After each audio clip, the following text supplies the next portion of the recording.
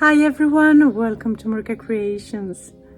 Today I'm in my garden and I'm making garden decor. I'm crafting my stash, continue to do that, and I have come up with some whimsical garden decor ideas for you. So stay tuned for this. For my first DIY, I will make a chandelier using this wreath, wisteria wine wreath that I made some 5 years ago already, and some sticks from my garden, and these 2 baskets. I have them in my stash for a while. One is slightly bigger than the other. The bigger one goes on the bottom like that, and the top one will go a little bit further up, upside down. I was thinking about putting this beautiful candle holder. I bought it at a thrift store in Sweden just a couple of weeks ago, but I decided not to at the end. I will use that for another beautiful project. That little basket goes there, and in between I will have some nautical rope. You will see. Let's get started. First, I'm removing all the macrame cord. This video is part of the Outdoor Decor Challenge hosted by Rustic and Lace DIY and Krista's Crafty Life. I will leave links down in my description box to their channels, so go and check them out later. And I will also have a link to the playlist of this challenge in my description box for more outdoor decor ideas.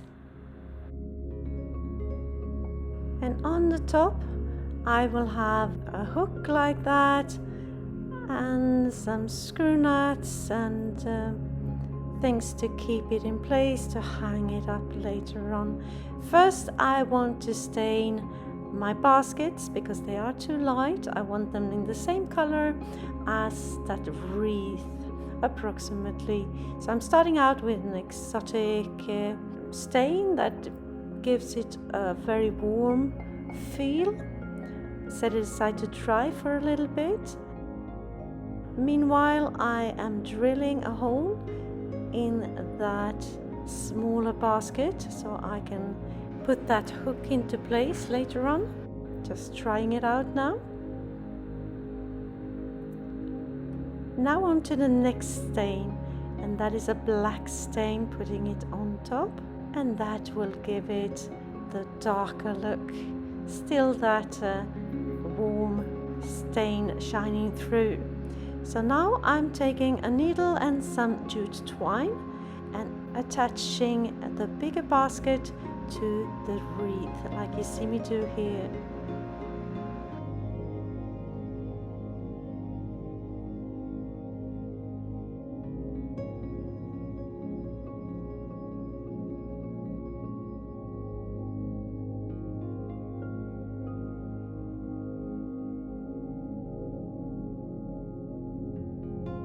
Now I'm preparing the nautical rope to the length that I want, and I will put some jute twine like 10 centimeters from the end like that, just to have it not to be untangled, because the rest will be untangled eventually. So I do that on both sides, and then I cut 4 pieces the same size and wrap that jute twine on each end.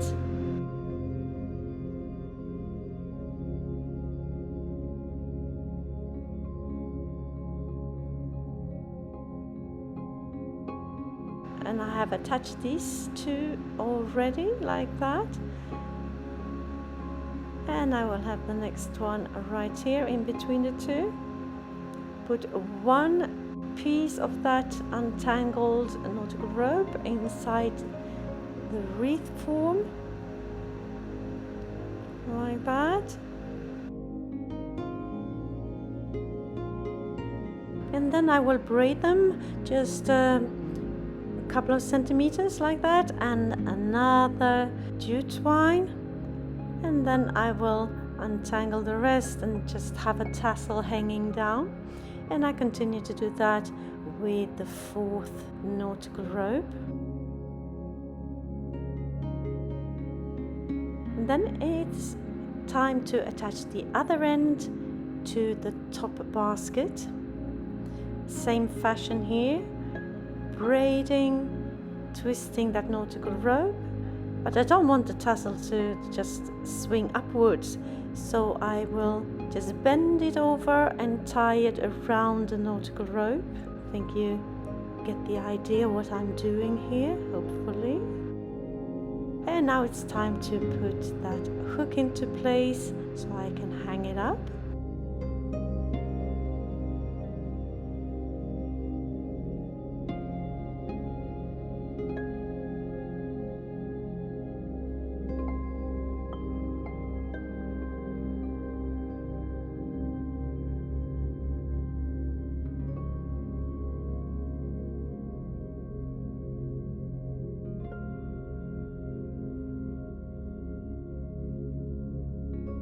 And this is how it looks at the time.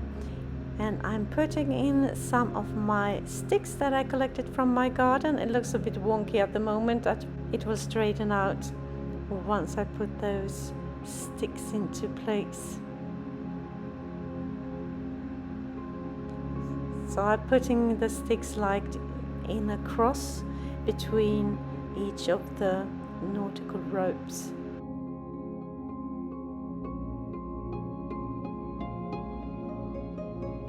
At first I used all the sticks that I had from the garden, but in the end it was too much for me. So I ended up paring it down again to about this look here. And now I'm putting in some ivy garlands, a lot in the basket, and have them climb up the nautical ropes and the sticks.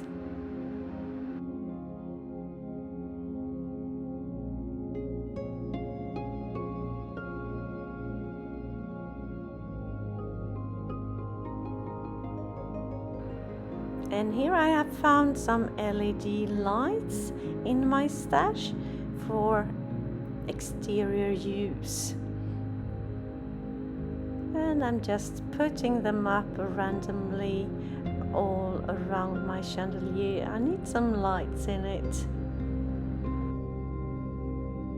You will see where I have put this chandelier in my garden at the end of the video, because the other 2 projects I'm making today are at the same area of the garden. You will see them all together. And the last thing I will do is to put these wooden curtain rings together, 3 of them, just with some hot glue like that. And what I will do is to cover that hook a little bit like that. So a little bit more of that hot glue and put it in place, et voila. For my second DIY today, I've been inspired by pictures of these bird feeders online, and I decided to do one myself, my own version of it. So I have this wood board that I will use. I have a teapot, of course, that will go something like that. And then I will have this plate going right there, but first it will have something to sit on, this beautiful bracket here, and then a little mug with the bird on, beautiful, something like that. And then I will also have a little roof out of a slate tile. It already has holes in it, which is perfect when I'm going to attach it, and it will have supports like that. Just some scrap pieces of wood that I had in my stash. So first thing I will do is to cut the shelf that the saucer will sit on. that.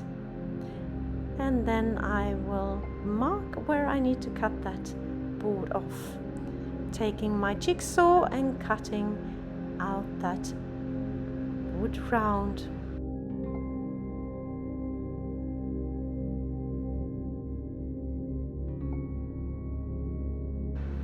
And then I'm sanding it off with my belt sander.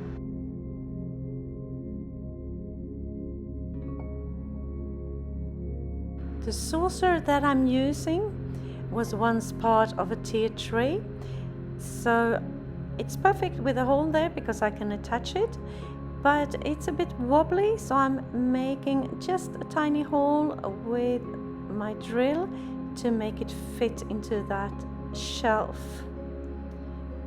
I have cut the top part of the wood board at a 45-degree angle, and now I'm measuring for the roof support. If you're new to my channel, hi, I am Marika, and on this channel I do lots of DIYs, thrift flips, trash to treasure, renovation of my home, and I even do some pottery and some painting. Anything creative really. Please join me. Hit that subscribe button and the notification bell and join my YouTube family. Now I'm attaching the roof support. And then it's time to paint the whole piece, and I have chosen a black color, close to black. It's an anthracite color, and I applied 2 coats. And the little shelf as well, back and front. So this is how it looks.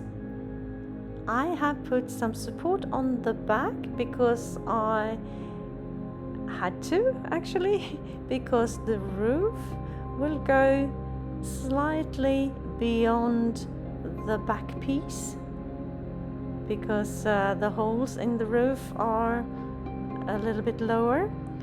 So where I want to put it, I will put it flush to the wall, and then I need the supports there to have the correct distance from the wall. Okay, now I am screwing in that hook that the teapot will hang from, like so. And then it's time for my beautiful bracket that I have spray painted in a black color. So I'm making a pilot hole and just attach it with a bigger screw like that.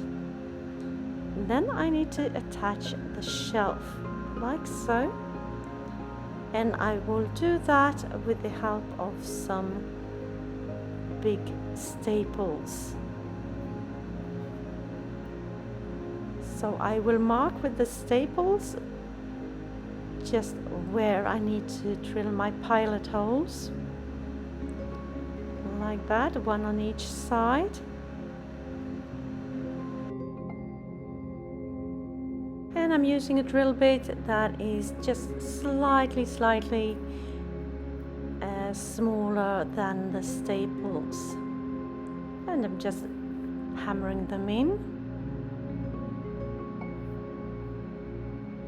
And then I'm putting a strong adhesive on the little saucer and put it in place, and reinforce it with that screw in the center. And now it's time for the cup. A lot of adhesive here because it was a bit wobbly there as well, but with a lot of adhesive it worked like a charm. Then it will just sit there to dry. Meanwhile, I'm taking these hooks. They are for shower curtains. I will use one like that to hang up the teapot, but it doesn't hang straight. I want it flush to the back piece, so I'm putting on some adhesive on the bottom of that teapot as well, like like that. And then I will support the structure with some masking tape while the glue is setting. Like that. Just set it aside to dry for a bit. And the lid of the teapot, I have taken one of those hooks from the shower curtain, and I will hang it. I can't hang it up there because the roof will cover it, but I will figure it out, and you will see at the end where I have put it.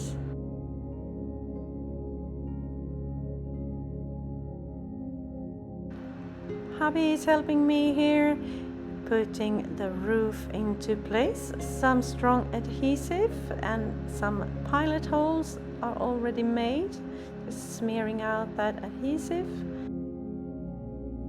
And on with that slate tile.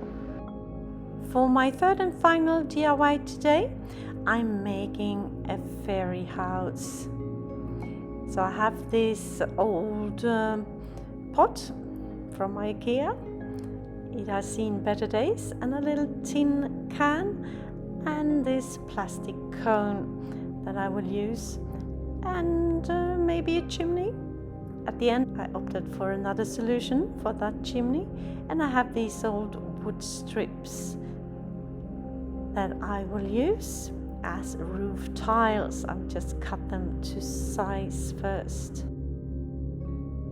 I have cut them to size, but there are some sharp bits here and there, so I take my belt sander and just sand off the edges piece by piece, 68 pieces.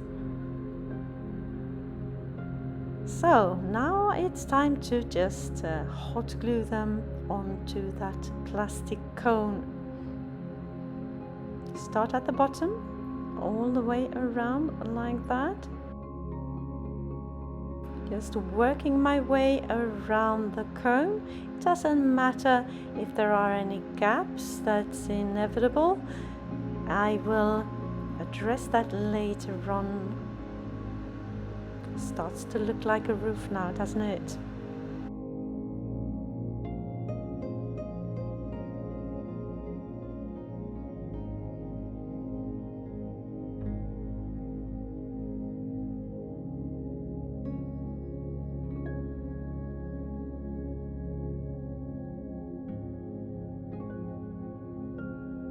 Now I'm taking some moss and just hot gluing it into place in the gaps, so it will cover that yellow cone completely.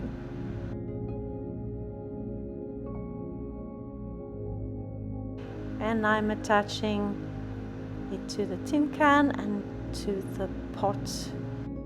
I'm using a piece of bark as the door, hot gluing it into place as well, like that. Cute.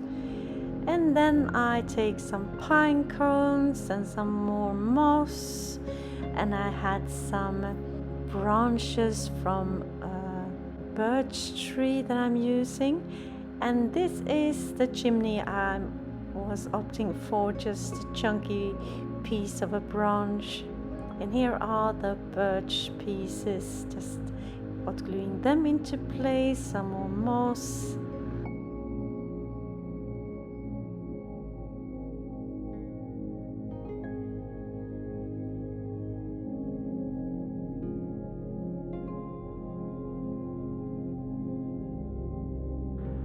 Welcome to my whimsical garden space.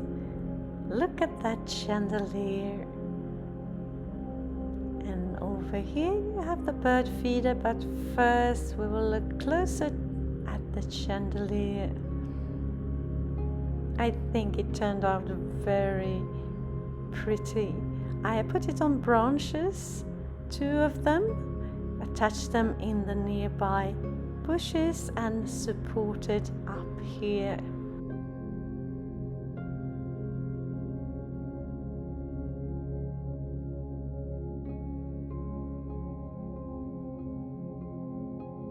And my fairy house with a fairy sitting there beside it.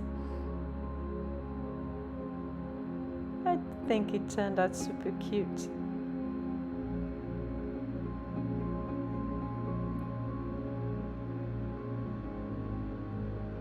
And let's move on to the bird feeder.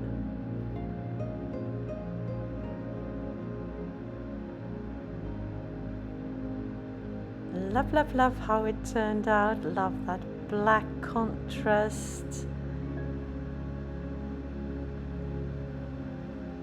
So tell me, what do you think of my creations today? Did you have a favorite? Something you will recreate? Let me know in the comments. And if you like this video and videos like this, consider subscribing. Hit that like button as well.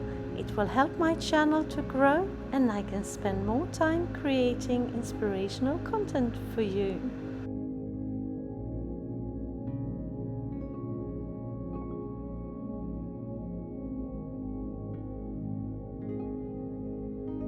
And if it's raining, I can put the chandelier in this outdoor kitchen place. Looking whimsical, fits right into the rest of the decor in the space.